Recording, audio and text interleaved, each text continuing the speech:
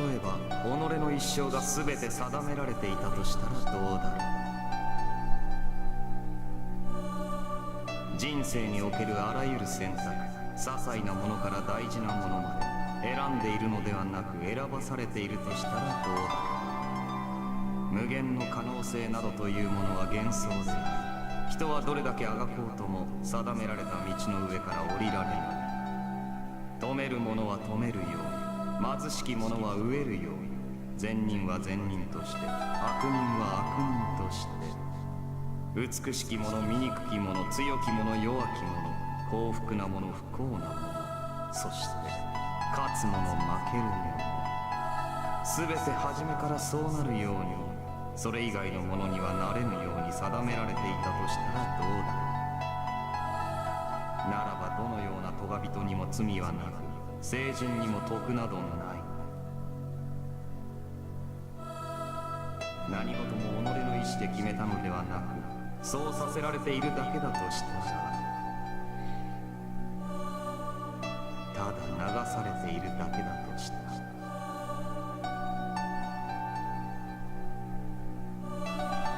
トムが諸君がそれでよしとするのか。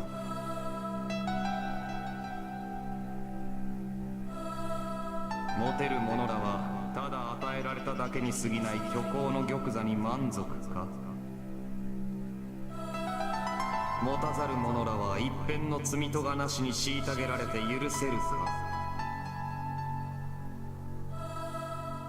いいな、断じていいな。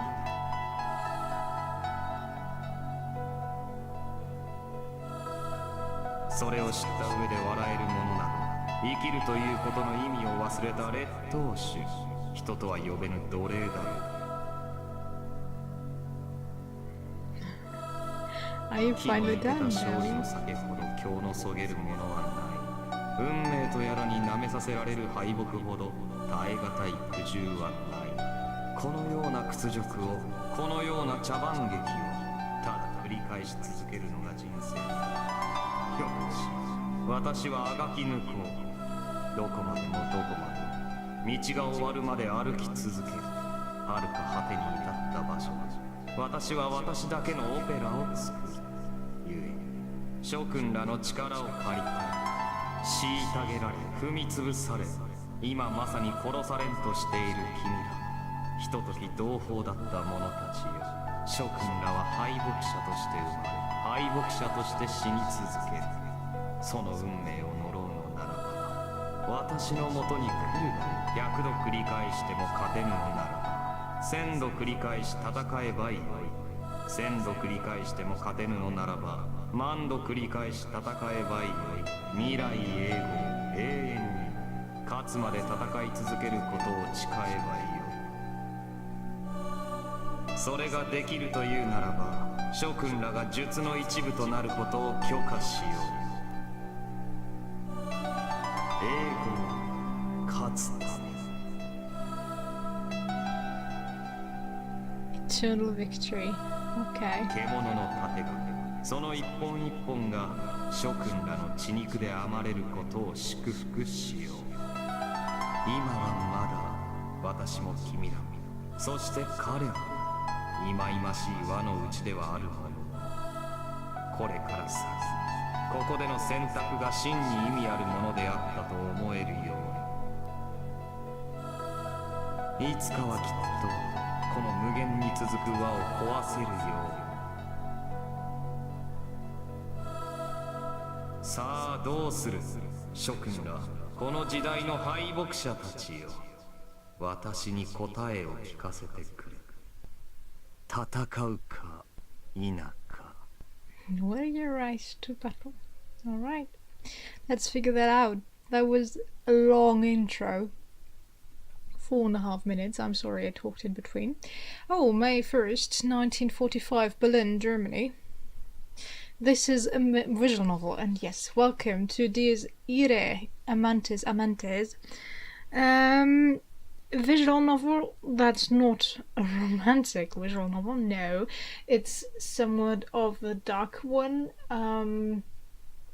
You play as a character that slowly goes insane. I think was it? And you kill everyone. Or something like that. I'm not quite sure, and I don't want to spoil too much.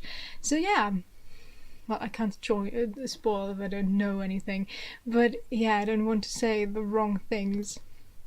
12:27 a.m. Okay. Oh!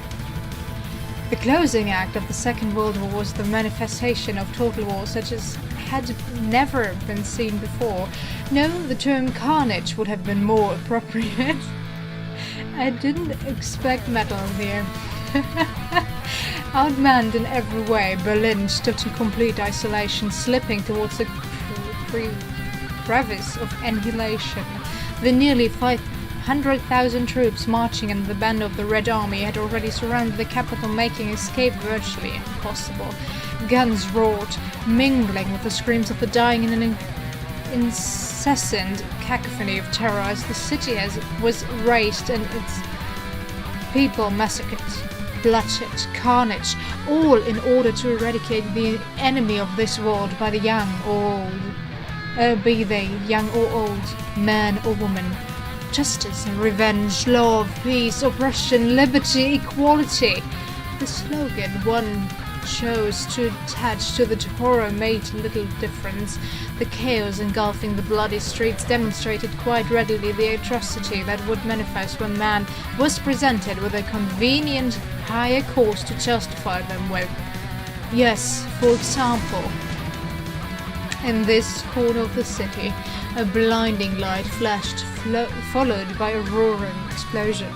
This latest bombardment sent even more soldiers, at least 3 whose silhouettes were still recognizably human, to their deaths, spreading their remains across the pavement.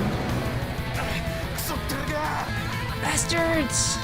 Letting out a loud noise, a man leaped out of the trenches with Panzerfaust in hand.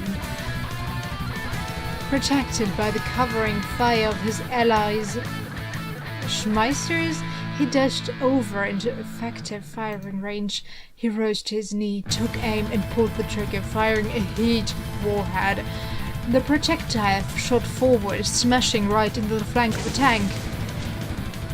Its armor dissolved in accordance with the Neumann effect, and the tank imploded in a torrent of liquefied metal and 1,000-degree flames. The man tossed aside his Panzerfaust and, backed by comrades from behind, started cleaning up his remaining foes with Mauser. Such was war. It allowed no time of idle thoughts. Only slaughter, murder, and bloodshed. No man could keep his sanity in this hell, and so the perpetrators of this chaos howled and raged, never looking back, revealing in boundless insanity to keep their blood afire. Within this flaming wasteland of gunplay, soldiers single-mindedly continued their murderous dance as if it was some ungodly ritual. Of course, in reality it was all but child's play. Soldiers against soldiers, rifles against pistols. No matter how fiercely they fought on this battlefield, the outcome of this war was already set in stone. The Third Reich was crumbled, the ambition of its visionary leader lost in the flames of war. Can I say Drittes Reich, since that's the actual German name? Third Reich sounds really weird. What remained on that tattered battlefield was the shaken remnants of the defeated and the mob of the victors, flocking like vultures to the smell of decaying flesh. Certain death. Inescapable defeat. Any attempts to retaliate was merely a self-serving act of revenge with no hope of salvation. The situation had surpassed anything that might elicit nothing of despair, transforming into no more than an absolute comedy of sorts. And yet, kill them! Kill them! Kill them all! His heart beat still, his hand gripped steel. He would not stop so long as there were enemies to kill. For it was his sworn duty. If there existed even one thing, anything at all, to justify this hellfire, be it sheer insanity, then that by itself would have been a blessing in disguise, honor and glory debased and disgraced, for worth less than pictured, and yet human life remained the cheapest currency. That was reality. Is this all that's left of us? After wiping out all leftover foes and regrouping with his comrades, it dawned upon the man that there were only 3 of them left standing, himself included. The company tasked with protecting this block had been completely annihilated. The situation was anything but promising, and still more enemies were on their way. What about our Panzerfaust? You just used the last one, Master Sergeant. This is the end of us. The war is lost. I know Japan fought on the side of the Germans, but I don't think any Japanese people were in Germany at the time. But okay. The young man flashed a bitter smile as he handed over his Schmeisser to the other.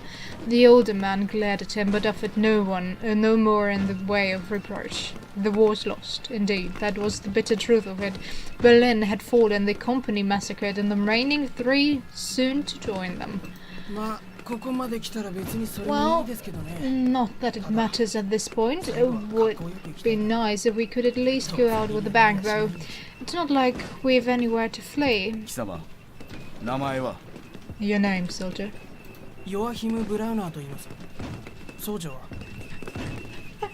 I'm sorry. Joachim Brauner. What about you, sir? Oh, Gerlitz? Okay. Alright, I'm not sure how to do this. If I should let the Japanese voice actors do their job and only start talking when they're finished. I could do that. Or I can start talking as soon as they do. But if I do the first one, you can hear the different voices and can distinguish the people that way. Since I don't see any faces in here, I can't really give them any voices either. And I can't really fit my voice to their voice acting. So yeah, I guess I'll let them talk and then talk later. That was my window. Have you heard it? There's a strong wind going on. Alright. Walter Gerlitz, I suppose we'd all rather know the names of the men we'll be dying with. You there. The Master Sergeant, Walter Gerlitz, directed his gaze at the final survivor of the company, a young boy who had thus far remained silent. Your name? Aww, how young is he? The boy, I started as he failed to hide his shock, was even younger than Joachim, barely in his teens. If Walter had a son, he might have been around the same age. I'm sorry, it's just so funny how they pronounce their German names. Marco Schmidt, sir. I see. Walter was about to ask what a mere child was doing there, but ultimately swallowed his words. It was a foolish question. It was a foolish question. The enemy would I can't read. The enemy would show no mercy to them, not even to children. The reason for it was very clear. They were the bitter enemies of the Red Army, the despised member of the Schutzstaffel. Even if they were to surrender, the Soviets was doubtlessly uninterested in taking them as prisoners. As such, fighting until their last breath was the only option left to them. Walter was certain that Joachim was ready to give his life for the fatherland. The boy, on the other hand...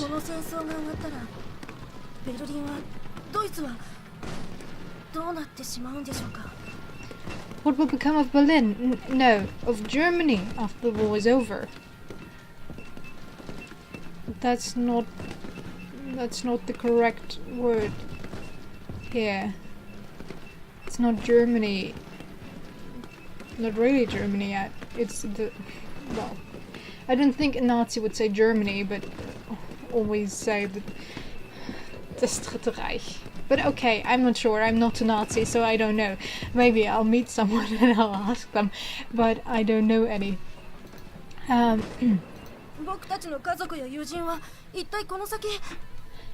what of our friends and families? You're asking the wrong man. どうせあれだ。戦勝国様が偉そうに俺たちを悪魔だ、非人道的だなどと裁くのさ。笑わせるぜ。It's always the same shit. The victors will paint us us as inhuman monsters and mete out whatever justice they deem appropriate. Give me a break. Well, Joachim shed his disaffected act, the bitter tone in his voice making his true position on the situation clear. ドレスデンに母さんと妹がいた。バカにとでぶっ飛ばされて骨のかけらも見つからない。悪魔だって一体何の冗談だ。俺たちは国のために戦ってただけなのに、それをあいつらクソ舐めやがって。 My mother and sister lived in Dresden, but they got caught in the bombing, never so much as found a piece of them. And they call us monsters? Ridiculous. We were merely fighting to protect our fatherland, and yet those bastards, who the hell do they think they are? I just realized I play another game with many German alliterate, what's the right word, but with German words woven in between the English ones. But yeah, Dresden was really destroyed during the war. But we did the same to other cities, so I can't really say anything. He would never surrender, yet even if he gave his life in the battle to come, the outcome of the war had already been decided. Nothing could change that, least of all himself. With this defeat, their fatherland and the descendants would. A single soldier was powerless to alter the great current of a war. Joachim tried to express his dissatisfaction with that reality as best he could, while Marco silently listened. Oh, you died? So, if I have nothing else left, at least.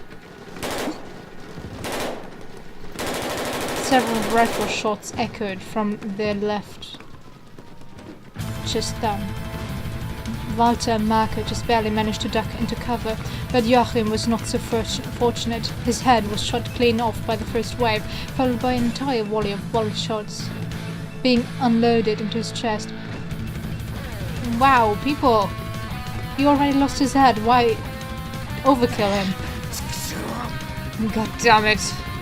Pelted by machine gun fire, Joachim's body contorted in a queer manner, almost reminiscent of some form of dance before finally hitting the ground. An anticlimactic finale, indeed, for the youth who had only moments prior to expressed his desire to fight to the bitter end. But such was the reality of the situation. I can't read. The reality of war. There were no heroes here, no messiahs or miracles, no to save them, only men dying like insects. And should one allow his soul to be overcome by wrath or despair when confronted with this knowledge, it would serve only to invite the jaws of death to consume him next.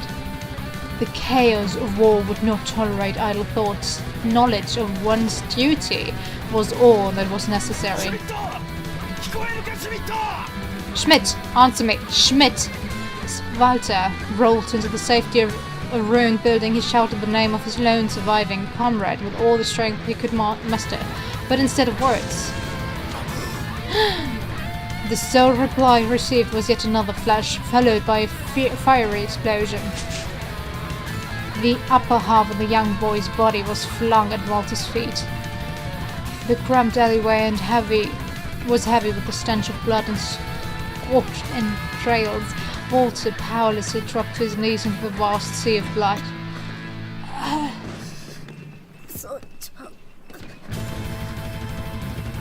Sergeant Mayor.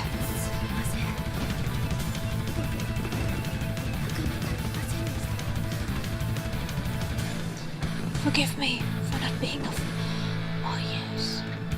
Marco smiled even as the last embers of his life faded away. It was unbelievable. Someone could still form words on a stage such as this. Water took the boy's hands. I don't...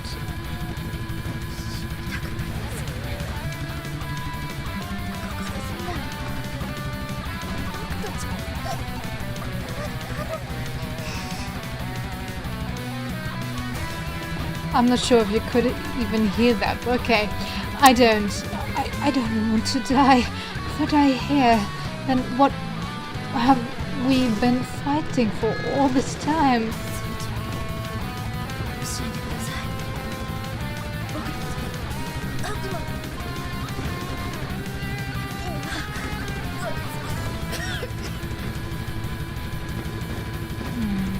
Sir, please tell me, are we monsters? He says demons actually, but okay. Berlin. Germany. You mustn't talk, Schmidt.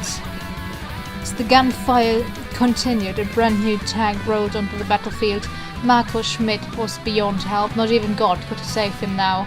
And so, Walter's rightful place now was on the battlefield, his hand clutching a gun, and not the hand of a dying soldier.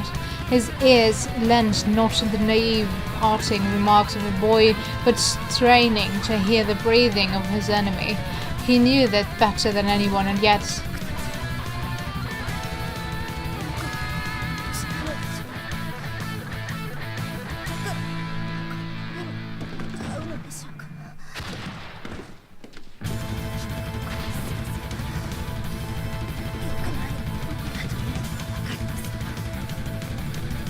Then? Okay, have we committed sins? Does that... You weren't done yet? Seriously? It doesn't mean make this our punishment. I know there's no pride in war and murder, but we... Joachim, Walter, and so many other German soldiers just like them hadn't done nothing more than take up arms to protect their fatherland and loved ones. Was it truly a sin? Surrounded by the flames of the dying capital, the young boy spoke in mere disjointed fragments, voicing a question Walter himself would have loved to pose to the heavens above. Most likely. Yet, after mere seconds of doubt, Walter answered purely.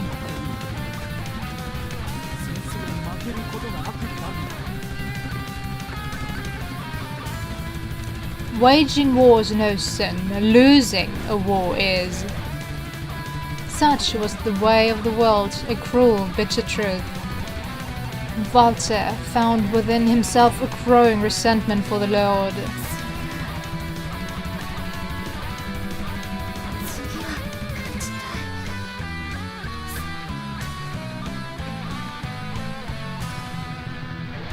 Okay, are you done? Good. I see. I'd like to win the next one. This music is way too loud. Marco Schmidt then quietly passed away in Walter's arms. The man gazing up at the heavens, the young soldier smiled in death, albeit tainted with blood and mud, still held traces of boyhood. Worry not, Schmidt, Brauner. A bitter smile mirroring Marco's crept mirroring Marco's crept into Walter's face.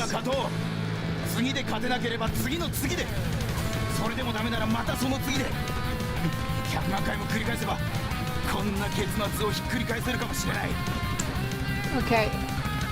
We will claim the next one, if not the next one, or the one after that, even if we are doomed to repeat this outcome a million times before knowing victory. Okay, I'll end it here. I totally lost track of the time, but I wanted Marco to die first before I end the part. I know that's quite sad, isn't it? But I didn't want to start with the death of Marco, although I didn't know him, and I'm not really sad that he died. But yeah. now. I hope you enjoyed it, and I'll figure out how to turn down the music somehow. Until next time, I hope I see you there. Bye!